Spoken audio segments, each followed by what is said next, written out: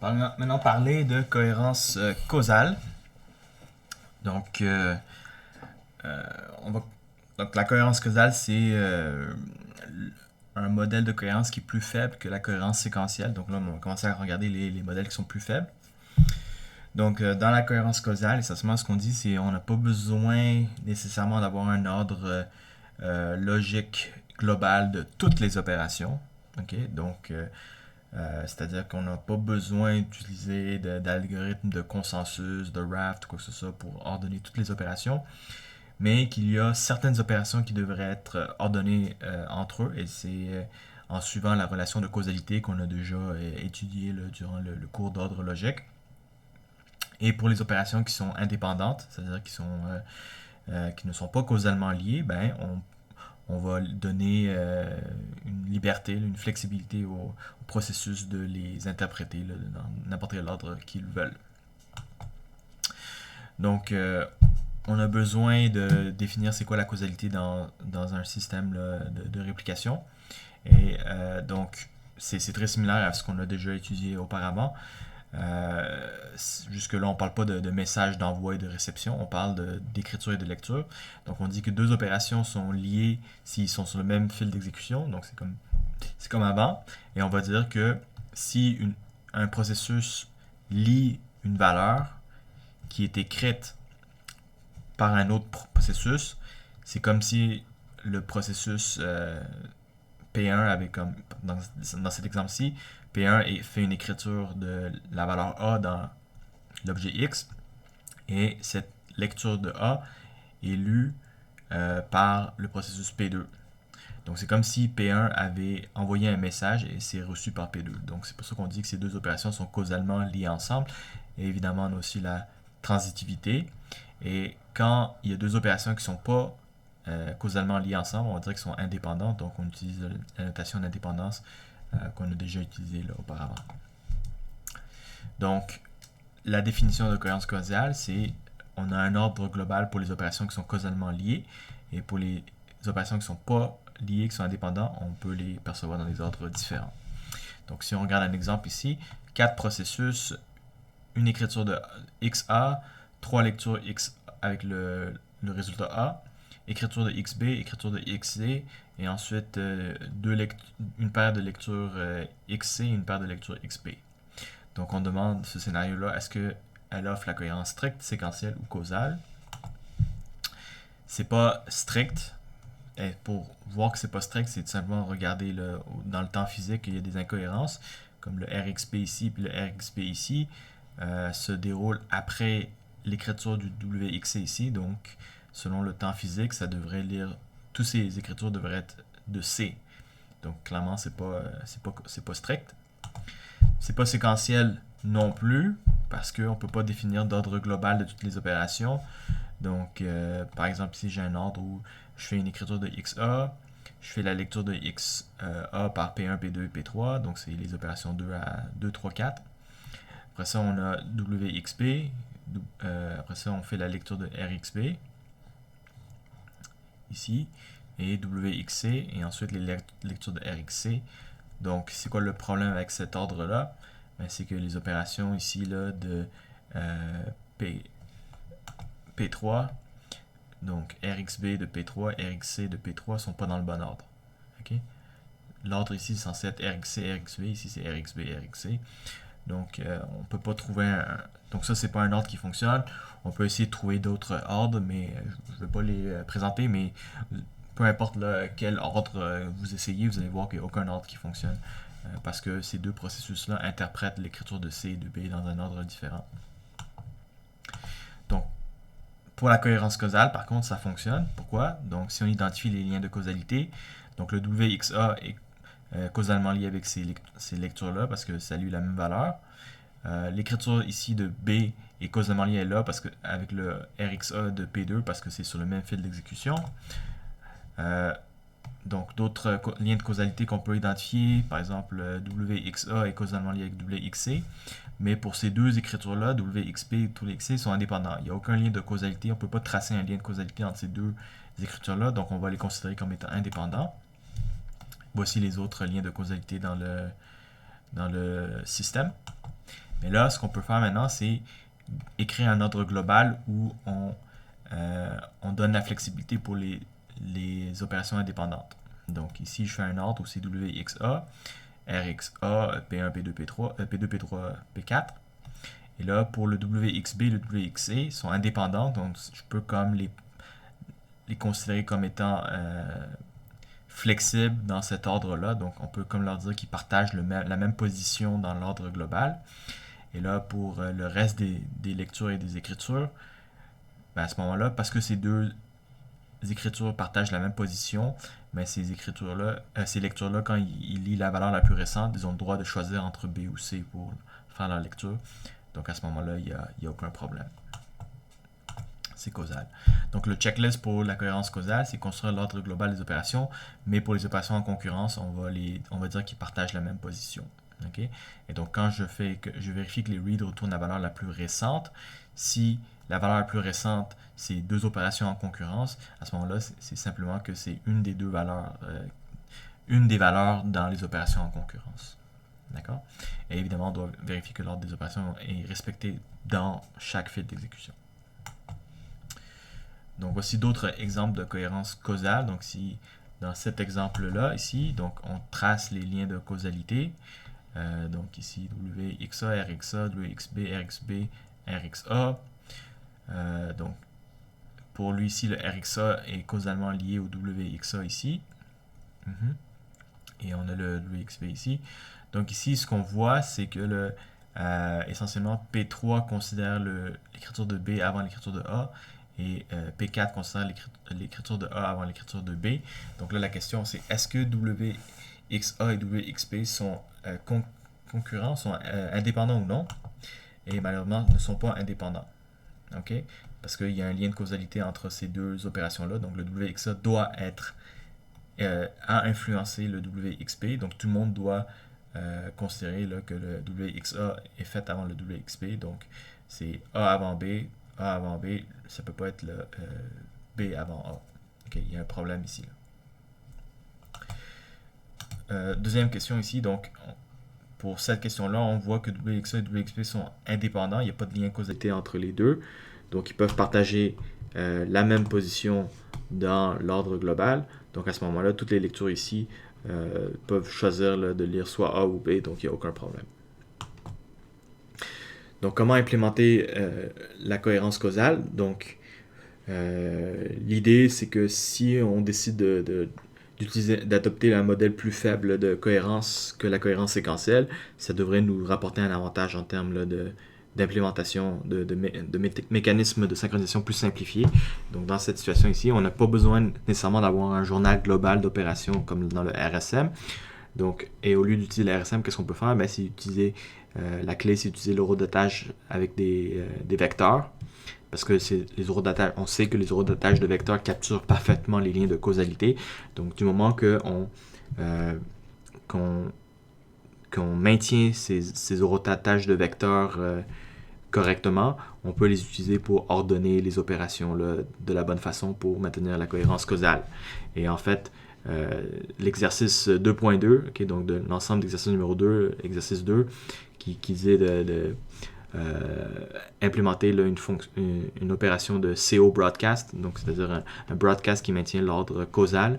C'est exactement ça. C'est un système qui offre la cohérence causale, mais pas la cohérence séquentielle. Donc juste quand des éléments sont causalement liés, qu'on va être capable de les ordonner correctement. Donc ici, dans cette situation ici, WXA et WXB sont indépendants parce que leur horloge de vecteurs ici ne sont pas comparables. On peut dire qu'un est plus grand que l'autre. Donc quand P3 et P4 vont recevoir ces deux opérations-là, ils savent que ces opérations-là sont indépendantes, donc peuvent les appliquer dans n'importe quel ordre. Donc P3 pourrait par exemple appliquer WXB en premier et WX en deuxième, alors que P4 pourrait appliquer WXA en premier et WXB en deuxième, parce que quand il regarde les horloges de vecteurs, il y a pas... ça ne lui dit pas qu'il y a un ordre spécifique à appliquer. Donc, les deux sont possibles. Donc, on est capable de supporter ça sans avoir utilisé de RSM.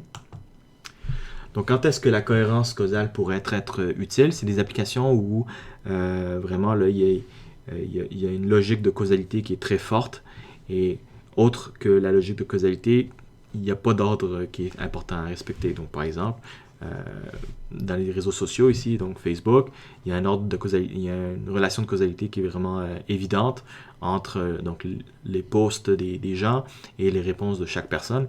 Donc ça, c'est des liens de causalité qu'il faut évidemment respecter. Donc l'application ne peut pas là, me montrer là, des réponses là, sans voir le post original ou des réponses là, à l'intérieur d'un post ici dans un mauvais ordre, là, parce que les réponses dans l'ordre ici, clairement, ont été se causent à un de l'autre, donc les voir dans le mauvais ordre serait complètement incohérent.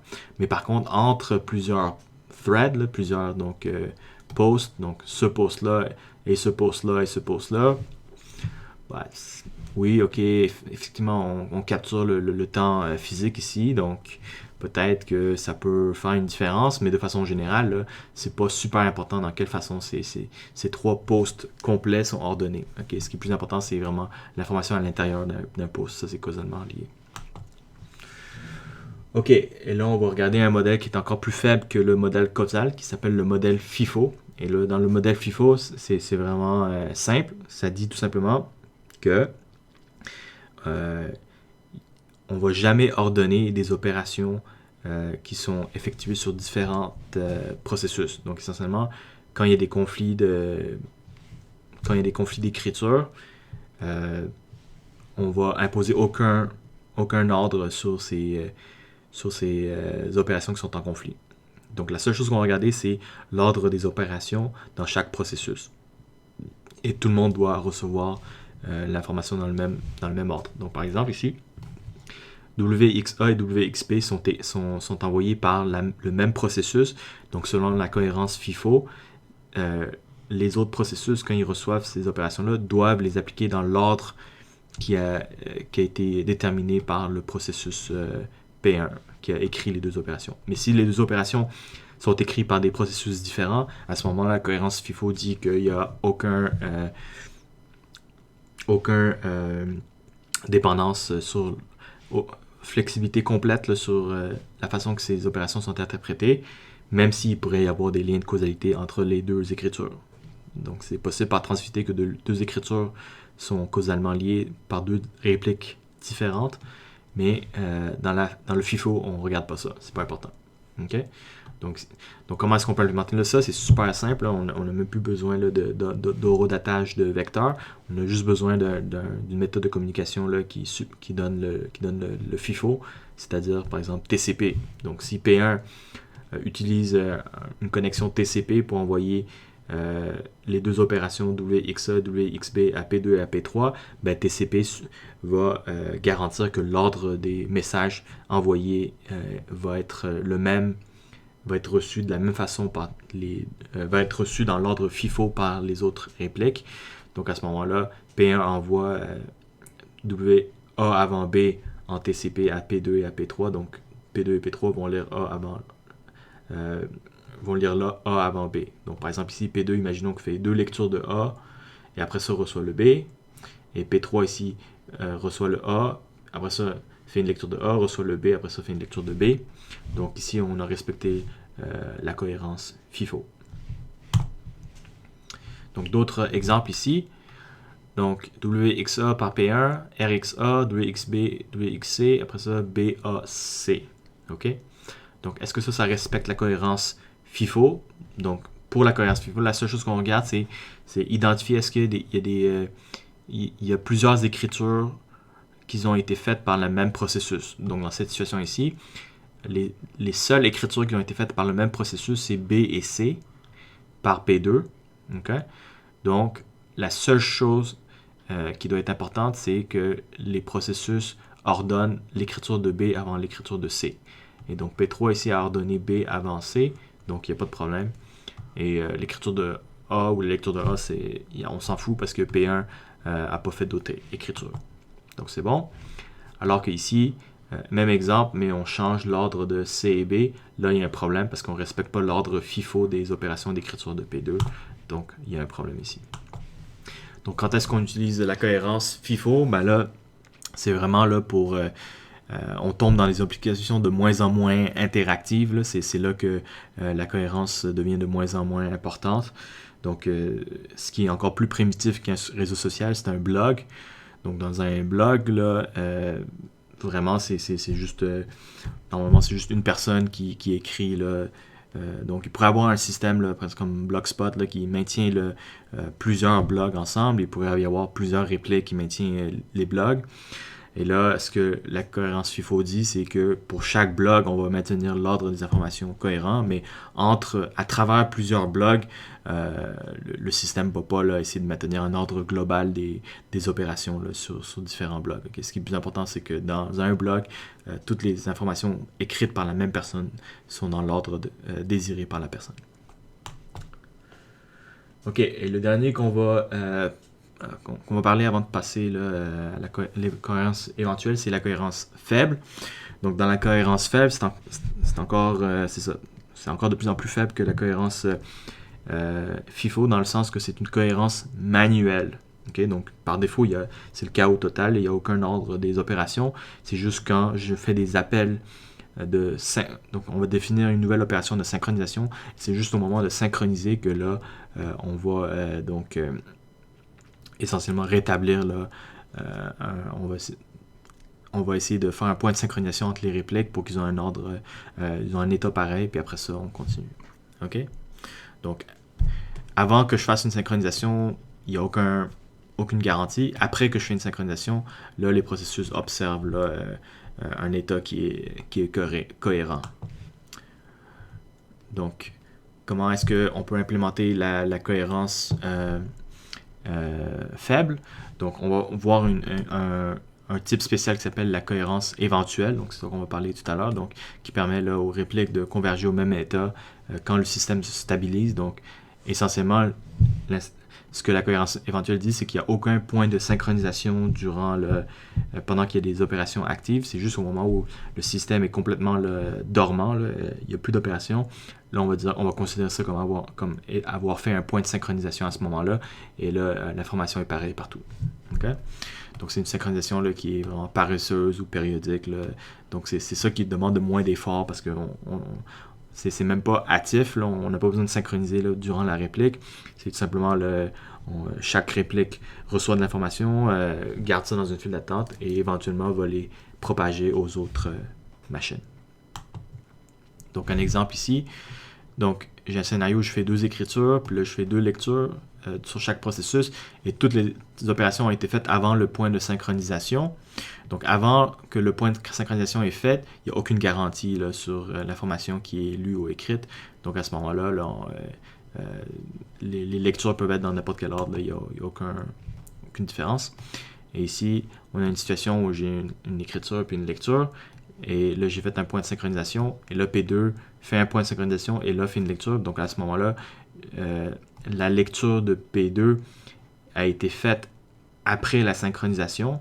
Donc, ça devrait être cohérent avec toutes les opérations qui ont été faites avant la synchronisation.